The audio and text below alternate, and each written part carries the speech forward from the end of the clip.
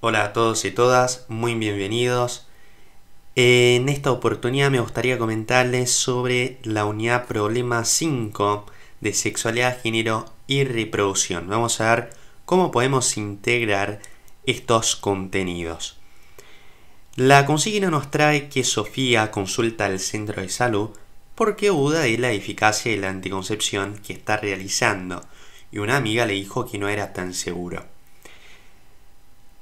Tengamos en cuenta que acá ya en esta unidad empezamos a hablar de la adultez y el ámbito, la relación que tiene con la fertilidad. Y para entender la eficacia de la anticoncepción que está siendo realizada por Sofía, tenemos que identificar los métodos que regulan la fertilidad, es decir, los métodos anticonceptivos. Y los principales métodos serían los dispositivos intrauterinos, anticonceptivos hormonales, métodos quirúrgicos, métodos de barrera química, métodos basados en abstinencia periódica. Y hay también la anticoncepción de emergencia. Y de entre estos métodos la eficacia es variable. Hay algunos métodos que son más eficaces que otros. Y entre los más eficaces estaría justamente el dispositivo intrauterino, anticonceptivos hormonales. También podemos hablar de los implantes, anillos vaginales, métodos quirúrgicos, métodos de barrera.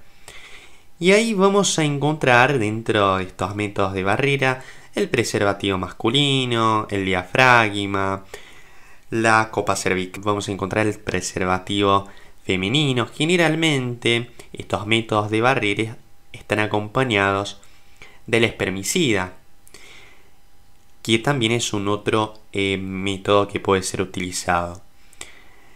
Los métodos de menor efectividad son aquellos basados en la abstinencia periódica, como por ejemplo el método del moco cervical, de temperatura basal o del calendario.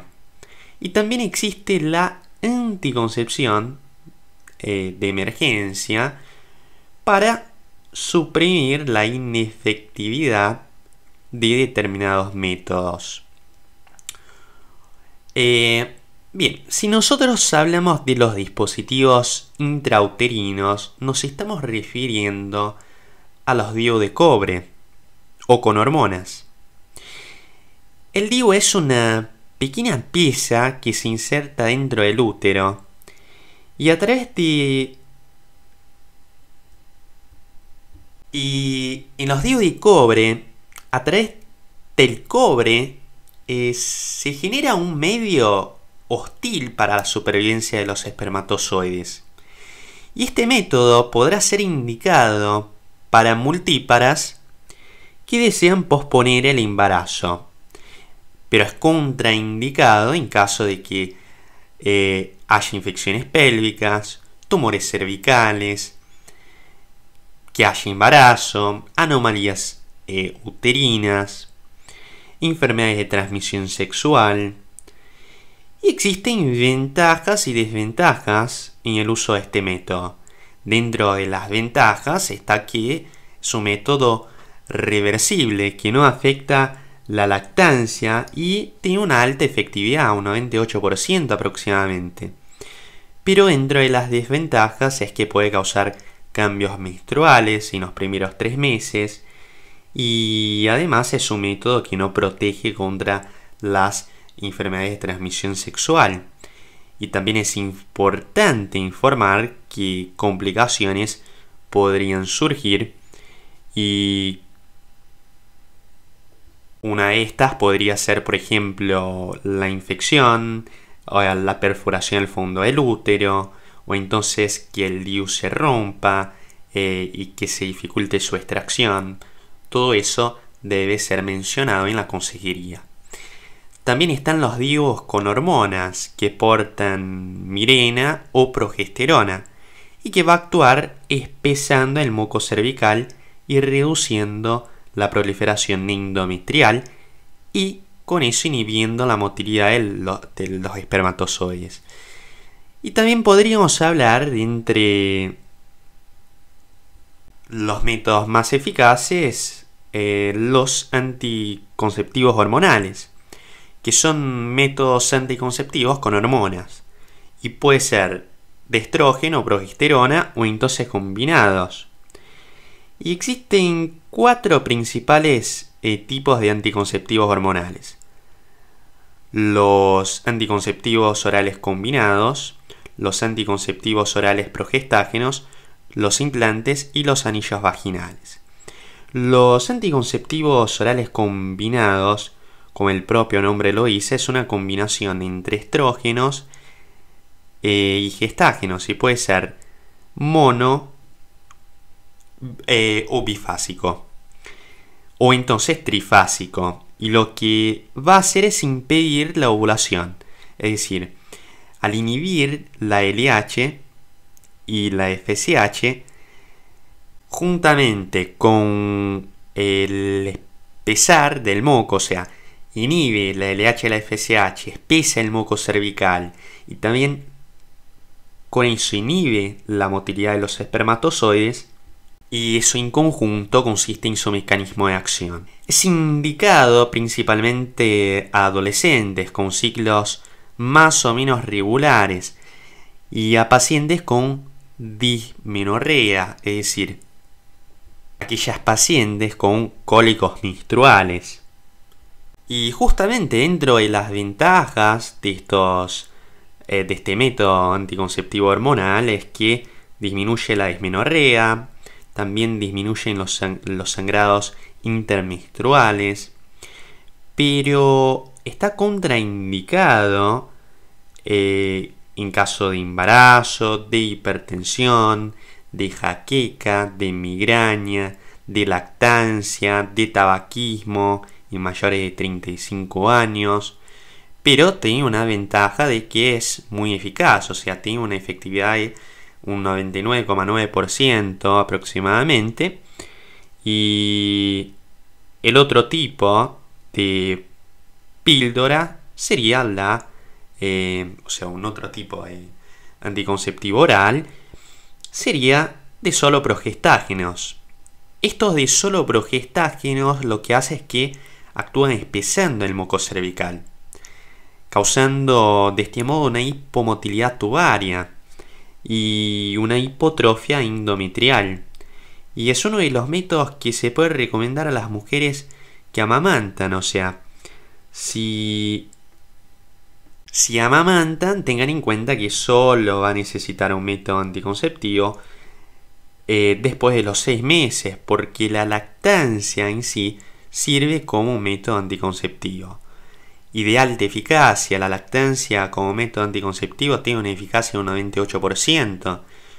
¿Por qué? Porque la prolactina inhibe la gonadotropina y con eso genera la amenorrea. No podemos recomendar un anticonceptivo oral de progestágeno en caso de que esté embarazada, en caso de que tenga un cáncer de mama o que tenga un sangrado vaginal. Y los anticonceptivos hormonales también encontramos, o sea, de entre estos anticonceptivos hormonales, nosotros habíamos dicho que eran 4, estuvimos hablando entonces de los anticonceptivos orales combinados, después hablamos de los solo progestágenos, y también están los implantes subepidérmicos, que son cápsulas de progestágenos que se implantan por debajo de la piel. La implantación en una clínica, así que eso es una desventaja. Y el mecanismo es el mismo que el de anticonceptivos progestágenos que estuvimos hablando anteriormente. Y por último están los anillos vaginales. Los anillos vaginales pueden ser combinados o solos. Y es un otro método que se puede recomendar para una lactante. Perdón, para una mamá que está amamantando. Tengamos en cuenta que estos anticonceptivos orales hormonales son píldoras, así que puede llegar a pasar que se olvide de tomar. Entonces, si se olvida de tomar, ¿qué hacemos? ¿Debería seguir tomando? ¿No debería seguir tomando? Se interrumpe, afecta la eficacia, así que véanlo en el cuaderno del alumno, está muy bien explicado, pero requiere un poco de tiempo para poder desarrollarlo, así que léanlo. Bien, existen determinadas combinaciones con estas píldoras anticonceptivas que también pueden ser empleadas a un otro método que es la anticoncepción de emergencia.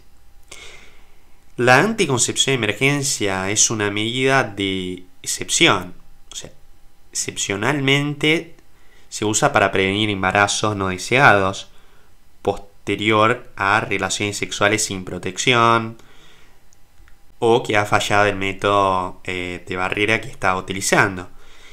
Y lo que hace es actuar sobre la viscosidad del moco cervical, inmovilizando a los espermatozoides, inhibe la hormona luteinizante e impide la ovulación.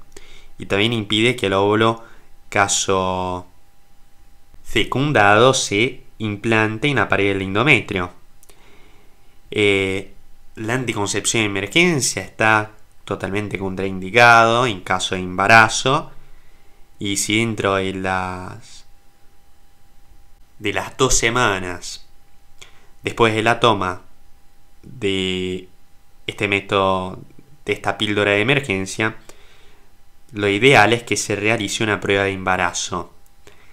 Y ese método se debe utilizar de inmediato, hasta dentro de un periodo de 48 horas. Y cuanto antes lo tome, mayor es la eficacia. Y también existen métodos de barrera. El preservativo es el único método que va a proteger contra las enfermedades de transmisión sexual y también va a prevenir contra embarazos no deseados. Y su principal ventaja es la accesibilidad a toda la comunidad, y también hay preservativos femeninos. Podemos encontrar otros métodos de barrera como el diafragma, como la esponja, como la copa cervical, como los preservativos que ya lo nombramos. Básicamente estos métodos, como una característica común, es que actúan como una barrera física al paso del espermatozoide.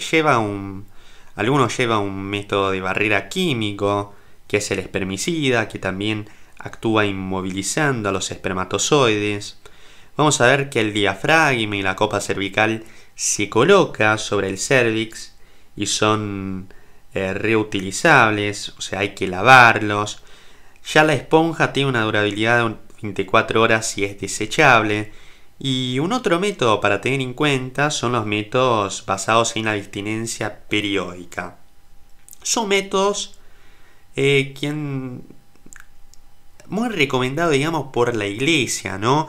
No tiene un costo, requiere una regularidad, un ciclo, un control de la pareja, y tiene una baja eficacia. Cada 100 mujeres que lo usan, 25 quedan embarazadas. Y son 3 controles principales. Básicamente, el método consiste en que debe haber el control del moco cervical, o sea, se controla el espesor del moco, porque durante la fase ovulatoria tiene un color más claro y filante. Y el método se basa en una abstinencia desde el primer día del ciclo menstrual hasta 4 días después de la fase clara del moco. Así que no hay ningún recurso en lugar que estamos actuando como profesionales de la salud. Ninguno. Estamos en medio de la nada. No hay... Por cuestiones del paciente decide y nos pregunta cuáles serían los métodos basados en una abstinencia periódica que podría utilizarlo. Esto se lo tenemos que explicar. Un otro método basado en abstinencia es el calendario y también el control de la temperatura basal. El control de la temperatura basal consiste en que en los días de la ovulación la temperatura basal sube de 0,3 a 0,5 grados centígrados, y para controlarla se recomienda todos los días al despertarse tomarse la temperatura rectal, oral o vaginal, y el método consiste en una abstinencia del día 1 del ciclo hasta 3 días después de constatar el aumento de la temperatura. Y el otro control es el del calendario, que consiste en predecir el día de la ovulación. Eso solo funciona en mujeres con ciclos muy regulares. Este método consiste en anotaciones por 6 ciclos, se toma datos del ciclo más corto y le resta 18 días. Y del ciclo más largo se le resta 11 días. El ciclo más corto, por ejemplo, fue de 26 días. Entonces, 26 días le restamos 18 días, tenemos 8. El más largo fue de 31 días. Entonces, 31 días le restamos 11, tenemos 20. Entonces, el periodo de abstinencia para esa mujer va del día 8 del ciclo al día 20. Y para finalizar tenemos los métodos quirúrgicos. Los métodos quirúrgicos como por ejemplo la vasectomía, que es el corte del conducto deferente para los varones, y la ligadura de trompas para las mujeres. Y hay que tener en cuenta que es de alta eficacia, pero se acostumbra a recomendar en caso de mayores de 35 años, con más de 2 hijos. Y recomendar un método anticonceptivo requiere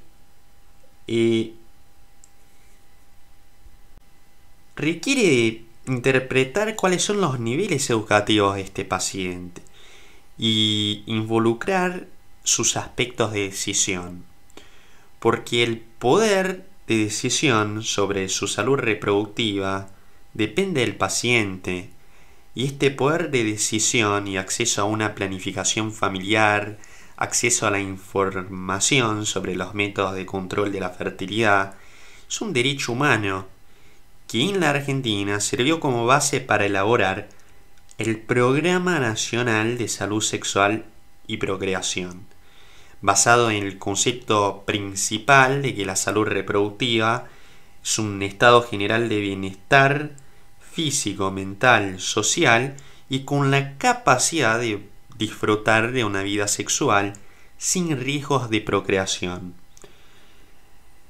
Por eso los objetivos del programa implementado en Rosario en los años 2000 busca brindar información sobre la salud reproductiva y métodos de regulación de la fertilidad. También distribuir de modo gratuito los anticonceptivos y promover la salud sexual en la adolescencia y disminuir la morbilidad materno-infantil. Espero que haya quedado claro y nos vemos en un próximo podcast.